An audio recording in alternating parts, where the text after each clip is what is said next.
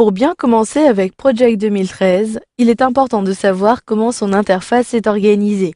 Vous découvrirez comment retrouver des outils et vous verrez par la suite comment accéder aux options un peu plus avancées du programme. Pour commencer, une fois que vous avez ouvert le programme, vous retrouverez toujours en haut à gauche la barre d'outils d'accès rapide que vous pourrez personnaliser et vous le verrez dans la formation Personnaliser la barre d'outils d'accès rapide. À droite, vous retrouvez le nom du document ouvert et tout à droite en haut de la fenêtre, il s'agit ici des icônes qui vous permettront de réduire, d'agrandir ou au contraire ici de fermer l'application. En dessous, vous retrouvez la croix pour fermer cette fois-ci le document ouvert ou pour réduire la fenêtre du document. En dessous, il s'agit ici du ruban que vous retrouverez dans le nouvel Office 2013. Ainsi, vous retrouvez cette fois-ci des onglets différents. Si je clique sur l'onglet Rapport, j'ai ainsi accès aux outils Rapport. Et si je clique sur Affichage, j'ai ici différentes zones. La zone Affichage des tâches qui regroupe les outils de l'affichage de toutes mes tâches. Je pourrais depuis le menu déroulant par exemple retrouver d'autres types d'affichage. Et si je souhaite revenir à l'onglet Tâches, je clique à nouveau sur Tâches. Par contre, attention, lorsque vous redimensionnez la fenêtre de Project, vous pouvez masquer certains outils. Par exemple, ici, si je positionne mon curseur, je clique, je maintiens le clic et je réduis la taille. Vous le voyez, j'ai ainsi à la place des outils des regroupements. J'ai le regroupement Tâches. Je clique alors sur le menu déroulant pour faire apparaître les outils qui étaient à l'origine dans cette zone-ci. Si je redimensionne pour agrandir cette fois-ci, je retrouve bien tous les outils dans la zone des tâches. Ensuite, en dessous, il s'agit ici de l'affichage de votre document. Pour l'instant, je suis par défaut sur la vue diagramme de Gantt que vous pouvez retrouver dans cette zone-ci. En cliquant toujours sur cette icône, vous retrouverez la vue diagramme de Gantt qui se décompose en deux parties. Un volet de gauche qui me permet d'avoir le tableau des tâches, avec ici les tâches analyser le produit, etc. Et à droite, j'ai ici le volet, cette fois-ci, du diagramme. Je retrouverai les barres pour chacune de mes tâches. Vous pouvez redimensionner ce volet en positionnant votre curseur ici sur la délimitation.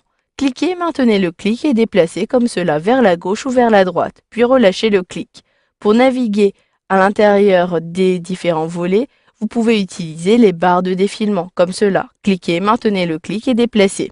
Vous avez à la fois des barres latérales ici à droite pour naviguer de haut en bas et également ici en bas, cette fois-ci pour naviguer de gauche à droite, pour naviguer dans la chronologie.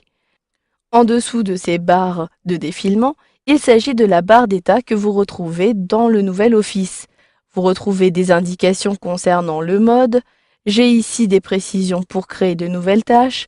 À droite, il s'agit des différentes vues que je peux avoir sur Project. Si je souhaite afficher mon tableau des ressources, je clique ici.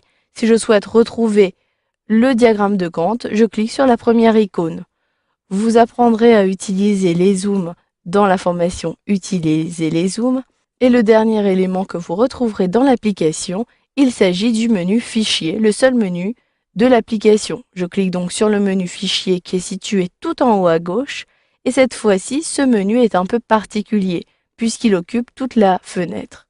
Ainsi, j'ai un premier volet à gauche avec les différentes rubriques Informations, Nouveau, Enregistrer sous et j'ai même ici d'autres options telles que l'export. Si je clique sur Exporter, à droite, je pourrais ainsi enregistrer mon projet sous un autre format. Vous pouvez également l'enregistrer sous le format PDF. À l'intérieur de cette zone à droite, vous pourrez retrouver différents volets. Un premier volet qui vous permet de sélectionner une première option et à droite, vous retrouverez les sous-options et vous pourrez ainsi, par exemple dans mon cas, enregistrer sous un autre format. Puis, vous devrez valider vos options en cliquant sur Valider ou sur le bouton correspondant. Vous pourrez à partir de ce menu Fichier également fermer l'application.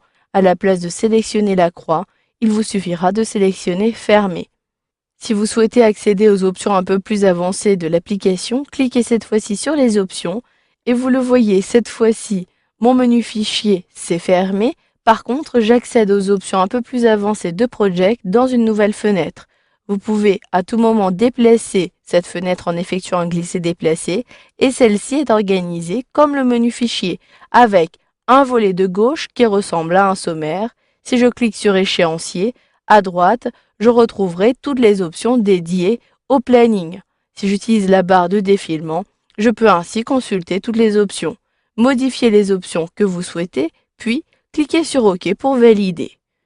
Vous le voyez, il est très simple de naviguer dans l'interface de Project afin de retrouver tous les outils de l'application et vous avez même vu dans cette formation comment utiliser le menu fichier afin de retrouver par exemple les options un peu plus avancées de l'application.